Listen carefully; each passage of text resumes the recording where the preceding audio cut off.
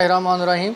हम डिस्कस कर रहे हैं सेकेंड ईयर एफएससी का मैथ। प्रीवियस लेक्चर से हम चैप्टर नंबर 4 डिस्कस कर रहे हैं। उसका सबसे अहम जो टॉपिक हमारे पास है एंगल बिटवीन टू लाइंस। हम डिस्कस कर रहे थे प्रीवियस लेक्चर में एंगल बिटवीन टू लाइंस। आज हम डिस्कस करेंगे angle of interior angles of a triangle. तो देखें हमारे पास एक्सरसाइज है 4.4, चैप्टर नंबर हमारे पास 4 है। हम डिस्कस करें एफएससी सेकेंड ईयर को। क्वेश्चन नंबर 11 उसका पार्ट बी है, find the interior angles of a triangle whose vertices are given.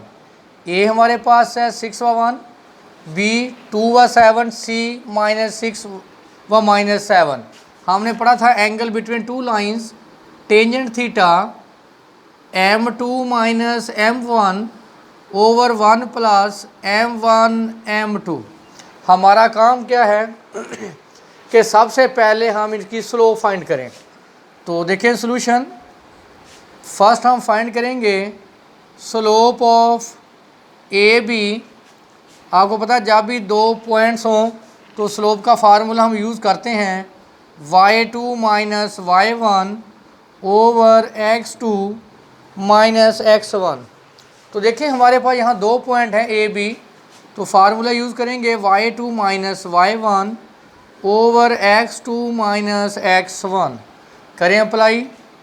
y2 - y1 7 - 1 over 2 - 6, तो ये आ जाएगा 6 ओवर -4, तो हमारे पास आ गया -3 ओवर 2। नेक्स्ट फाइंड करें स्लोप ऑफ बी सी। वही फार्मूला y2 - 1 बी सी, ये आ जाएगा -7 -7 -6 ओवर -2 -14 ओवर -8। तो कैंसिल कर दें, क्या आ जाएगा 7/4। इस तरह हम निकालेंगे स्लोप ऑफ ए सी। वही formula y2 - y1 over x2 - x1। ए सी, ए और सी y2 - y1 -7 -1 x2 - x1 -6 -8 over -12। 4 पे डिवाइड करें इसको, क्या आ गया 2 ओवर 3, 2/3। तो देखें जो हमारे पास स्लोप ऑफ ए बी है इसको m1 बोल देते हैं, स्लोप ऑफ बी सी को m2 बोल देते हैं, स्लोप ऑफ ए सी को m3 बोल देते हैं। अगर आप गौर करें ये हमारे पास ट्राईएंगल है ए बी सी। अगर ए का ऑपोजिट एंगल अल्फ़ा ले लें, बी वाले एंगल को हम बीटा डिक्लेयर कर रहे हैं और सी को एंगल गैमा। तो देखें जो हमारे पास एंगल अल्फ़ा है वो कौन सी दो साइड से बन रहा है, ए बी और ए सी, यानी ए बी और ए सी। देखिए अगर आपने एंगल अल्फ़ा फाइंड करना है तो उसमें कौन सा कॉमन वर्टेक्स होगा, ए। अगर आप एंगल बीटा फाइंड करेंगे बीटा, तो उसमें बी सी और ए बी। अब आप देखें इन दोनों में कौन सा वर्टेक्स कॉमन है, बी। तो फाइंड आउट करें। अब आप देखें हमारे पास as measure angle A is measured from, देखें आप मैंने एंगल ए फाइंड करना है जिसको बेशक आप अल्फ़ा का नाम दे दें या आप एंगल कैपिटल ए लिख लें। तो देखें ये किन के दरमियान आएगा, ए बी टू ए सी। देखें वही बात, अगर आपने एंगल ए फाइंड किया या बेशक आप उसको एंगल अल्फ़ा बोल लें। देखें किन किस में आ रहा है, ए इसमें भी आ रहा है और ए सी में। कौन सी स्लोप यूज़ करेंगे, m1 m3। तो आप नोट कर लें, आप कोशिश किया करें कि आप स्लोप के फार्मूले को इस तरह एडजस्ट करें ताकि जो आपके पास टेंजेंट थीटा की वैल्यू है वो क्या हो, पॉजिटिव। फॉर एग्ज़ाम्पल हमारे पास जो m1 स्लोप है वो -3/2 है, m2 स्लोप 7/4 है, m जो 3 है स्लोप है 2/3 है। अगर आप देखें अब हमने स्लोप m1 और m3 को यूज़ करना है। अब देखें मेरा काम है कि इसको मैं पहले लिखूं और इसको बाद में m1 को, ताकि नेगेटिव नेगेटिव क्या हो जाए पॉजिटिव। यानी ये फार्मूला मैं अब यूज़ करूँगा, tangent alpha is equal to m3 minus m1 over 1 plus m1 m2। क्योंकि हमने कौन सी साइड यूज़ करनी है, ए बी और ए सी, क्योंकि इन दोनों में जो कॉमन वर्टेक्स है वो क्या है, ए। इसका मतलब ए पे हमारे पास जो एंगल है वो क्या होगा, अल्फ़ा।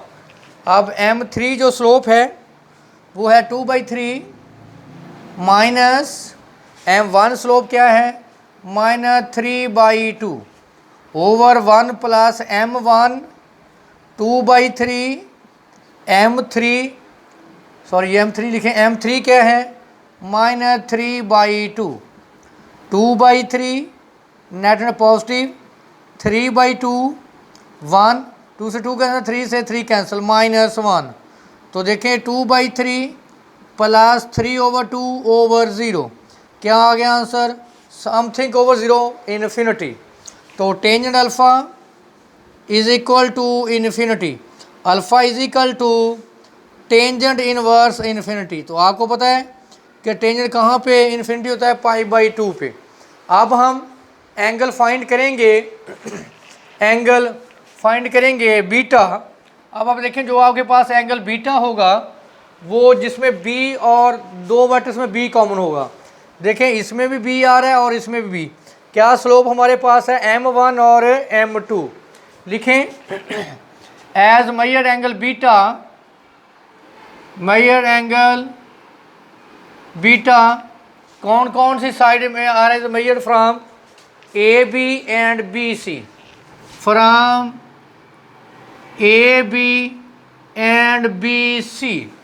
तो वही बात मैं आपको कह रहा हूँ कि आपने फार्मूले को इस तरह एडजस्ट करना है कि जो आपके पास एंगल क्या है वो पॉजिटिव है। देखिए हमारे पास जो स्लोप है वो है m2 m1, तो अब हम इसको यूज़ करेंगे tangent beta m1 minus m2 over 1 plus m1 m2। तो यहाँ हम वैल्यू को रिप्लेस करेंगे, फार्मूले में वैल्यू को रिप्लेस कर दें तो हमारे पास बनेगा टेंजेंट बीटा m1 की वैल्यू हमारे पास -3/2 माइनस m2 की value -7/2 over 1 plus m1 m2 -3/2 और ये सॉरी हमारे पास 7/4 है वैल्यू, पॉजिटिव 7/4। देखें m2 की वैल्यू यहाँ 7/4 है, m1 की वैल्यू -3/2 है, तो 7/4। टेंजेंट बीटा एलसीएम ले लें, क्या आ गया 8 2 4 माइनस 12 माइनस 14, नीचे एलसीएम आ जाएगा 8 मल्टीप्लाई करें 8 माइनस 21, 8 से 8 cancel. Tangent beta is equal to -26 over ये आ जाएगा हमारे पास -13, तो क्या आ गया यहाँ 2।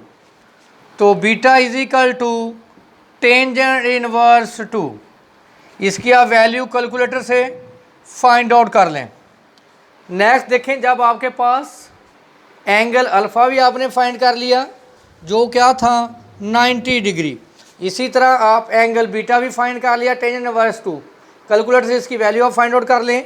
जब आप तीसरा एंगल निकालेंगे तो आपको पता है कि ट्राई एंगल के 3 एंगल्स का जो सम होता है वो 180 के इक्वल है। Alpha plus beta plus gamma is equal to 180 degree. देखें अल्फ़ा हमारे पास गिवन है 90 डिग्री, बीटा की वैल्यू टेंजेंट इनवर्स 2 की वैल्यू कैलकुलेटर से फाइंड आउट करें, बोले कितनी आएगी वैल्यू टेंजेंट इनवर्स 2 की, और plus gamma is equal to 180 degree, 63 degree 43 minute. तो 63 डिग्री 43 मिनट, इसको तो माइनस करें।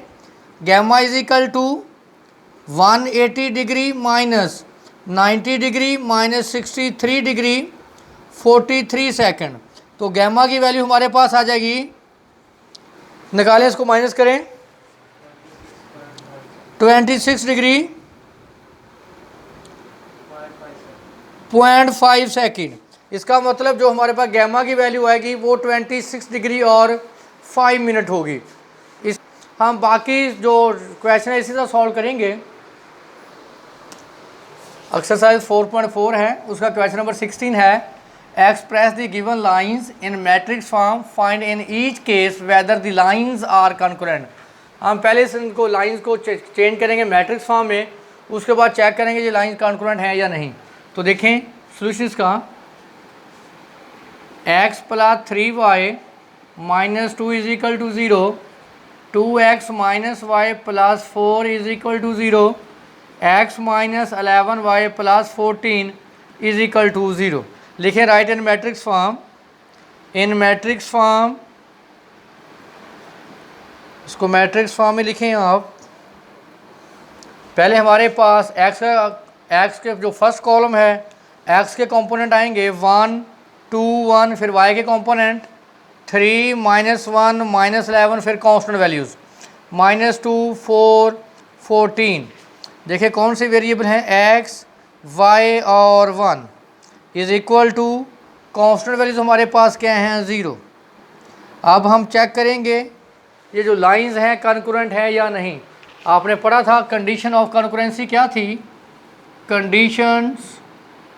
Condition of concurrency for 3 lines, वो था A1 B1 C1, A2 B2 C2, A3 B3 C3 is equal to 0।